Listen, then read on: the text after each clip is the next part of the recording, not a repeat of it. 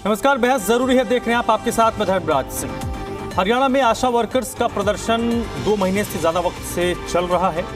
आशा workers अपने वेतनमान में बढ़ोतरी, इंसेंटिव में 50% कटौती की बहाली, ईपीएफ और ईएसआई की सुविधा की मांग, रिटायरमेंट की उम्र 65 साल करने की मांग को लेकर हड़ताल पर हैं।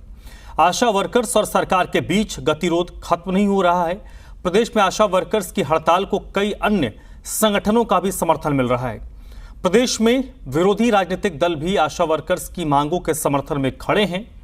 आशा वर्कर्स का कहना है कि सरकार उनकी सुनवाई नहीं कर रही है। पिछले दिनों 10 अक्टूबर को हिसार में मुख्यमंत्री मनोहर लाल के जनसंवाद कार्यक्रम के दौरान भी आशा वर्कर्स ने नारेबाजी की थी। आशा वर्कर्स का आरोप है कि जनसंवाद कार्यक्रम के दौरान भी उनकी सुनवाई नहीं हुई है। आशा वर्कर्स ने 18 अक्टूबर को हरियाणा के स्थानीय निकाय मंत्री डॉक्टर कमल गुप्ता के आवास पर 24 घंटे का पड़ाव डालने का ऐलान किया है।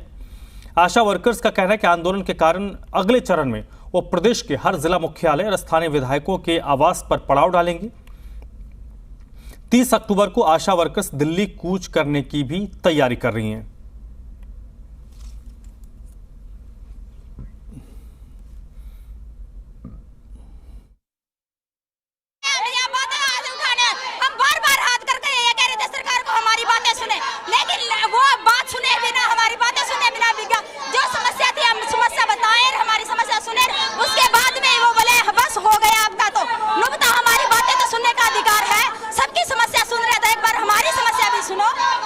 समस्या क्या है? हम 26,000 वेतन लागू करना चाहते हैं और हमारी यही मांग है। हम 2 महीने से धरना दे रहे हैं।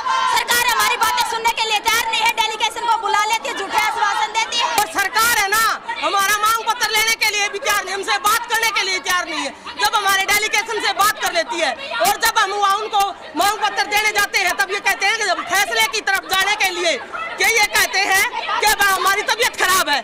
सरकार को पता चल गया क्या? लेकिन हमारी बात तो सुनते हैं। हम क्या कहना चाहते हैं? हमें आज 67 दिन हो गए यहाँ बैठे हुए। तो 29 तारीख को जो हमारी वार्तालाप हुई थी उसमें सरकार ने ये कहा था कि हम भाई 1 हफ्ते का टाइम लेते हैं और फिर आपसे मिलते हैं। उस बात को 15 दिन हो गए हैं। तो परसों यहाँ हमारे सीएम खट्टर का यहाँ पे दौरा था, जनसंवाद करने के लिए आए हुए थे। वहाँ पर हमारी आशा बहनें भी अपनी समस्या रखने गई, लेकिन वहाँ पुलिस ने अंदर नहीं जाने दिया। उनके साथ धक्का मुक्की हुई। एक आशा बहन को तो इतनी चोट लगी है कि उसको प्लास्टर चढ़वाना पड़ गया हमें, क्योंकि उसका पैर का मांस फट गया था। और फिर कल हमारे साथ एक और दुर्घटना घटी, जो रोहतक में हमारे अमित शाह जी आए हुए थे। तो वहाँ आशा वर्कर अपनी समस्या बताने गए हुए थे, तो वहाँ भी उनके साथ बहुत बुरा व्यवहार करा है। हम सरकार को ये कह देना चाहते हैं कि आपको शर्म नहीं आती? आप बेटी बचाओ बेटी पढ़ाओ का इतना बड़ा नारा देते हो, किस लिए देते हो? ये क्या बेटियाँ नहीं है क्या? और हम क्या है, जनसंवाद में कौन आता है? जनसंवाद में सभी आते हैं, अपनी बात रखने के लिए सारे ही आते हैं। तो हम भी हमारी जो समस्या थी हम वही समस्या ही रखने जा रहे हैं। और कोई हमारी समस्या बड़ी नहीं है। तुमने एक कलम चलानी है, एक कलम में हमारा 26,000 न्यूनतम वेतन लागू कर दो, हम अपना धरना प्रदर्शन उठा लेंगे। हमें कोई शौक थोड़ी ना आपको नारे लगाना और कल हमें खींच के आपके पुतलों को जलाना पड़ा। ये हमारे लिए शोभनीय बात नहीं थी। नाराजगी तो ये है हमारी, हम आने वाले 18 अक्टूबर को 24 घंटे का पड़ाव डाल लेंगे डॉक्टर कमला गुप्ता के घर पर। क्योंकि डॉक्टर कमला गुप्ता के हम कहीं भी जाते हैं ना, जब भी डॉक्टर कमल गुप्ता के घर हम गए हैं, हम प्रदर्शन किया है या कुछ विज्ञापन देने के लिए, आज तक हमारे को सामने नहीं मिले। और हमने अब की बार ये सोचा है, पहले हम 8 दिन पहले दे आए हम ज्ञापन कि आपको दरवाजे के सामने 24 घंटे का हम पड़ाव डालेंगे और हमारी बात आगे रखने के लिए, ताकि भी जो ये सरकार सोई हुई है, हमारे विधायकों के द्वारा हम दोबारा से गुजारिश करेंगे कि इस सरकार को जगाने का काम करें और हमारे को जो न्यूनतम वेतन है वो हमारा लागू किया जाए। आशा वर्कर्स के मुद्दे पर हरियाणा के पूर्व सीएम भूपेंद्र सिंह हुड्डा ने भी हरियाणा सरकार को घेरा है। हुड्डा ने कहा कि सरकार को आशा वर्कर्स के साथ बातचीत कर मामले का समाधान निकालना चाहिए। आशा वर्कर्स से कि उनको अरेस्ट कर लिया गया, मतलब उनसे बातचीत करके समाधान निकाले।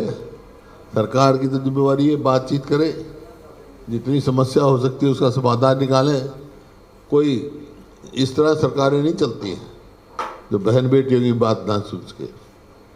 तो ये उनकी कम से कम जो आशा वर्कर्स हैं उनसे बैठ के, वो कहते हैं कोई बात ही नहीं कर रहा, हमारे सरकार की जिम्मेवारी उनसे बैठ के बात करें, बात के लिए उनको निमंत्रण दें या कोई अफसर जाके वहाँ पे से बात करें उनसे। इसी प्रकार मेट जो है मनरेगा के, उनकी भी कोई, उनसे भी किसी ने बात नहीं करी। ऐसा प्रतीत होता जैसे सरकार है ही नहीं प्रदेश में, सरकार की कोई जिम्मेवारी ही नहीं है, सरकार की कोई नीयत ही नहीं है। आशा वर्कर जो है बहुत सारे ऐसे काम करते हैं जो उनकी ड्यूटी का परफॉर्मेंस नहीं है, तो उनका वो सोचना चाहिए उनको।